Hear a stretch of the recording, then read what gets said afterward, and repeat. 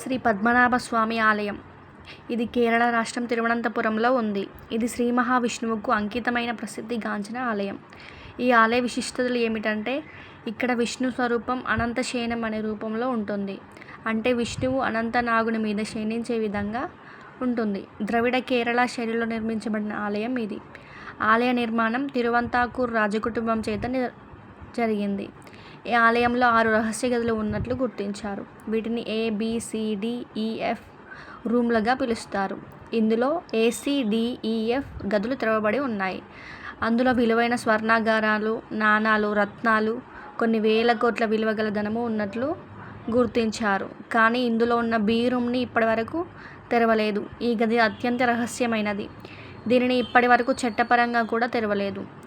ఈ బి గది విశేషాలు ఏమిటంటే, దీనిపై పురాణాల ప్రకారం ఇది దేవతలే రక్షిస్తున్న గది అని, దీన్ని తెరిస్తే అపశకునాలు, అభిష్టములు, ప్రళయాలు కూడా సంభవించవచ్చని భక్తులు నమ్ముతున్నారు. దీనిపై నాగబంధన మంత్రం ఉన్నట్లు చెబుతారు.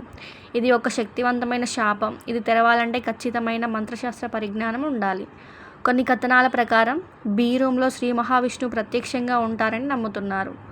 అక్కడ అనంతమైన ఖజానా ఉంది. కానీ దానిని స్పృశించిన వారికి శాపం ఉంటుందని నమ్మకం. దీనిని 2011లో భారత సుప్రీంకోర్టు ఆదేశాలలో కొన్ని రూమ్లను తెరిచారు. కానీ B రూమ్ని ఇప్పటికీ తెరవలేదు.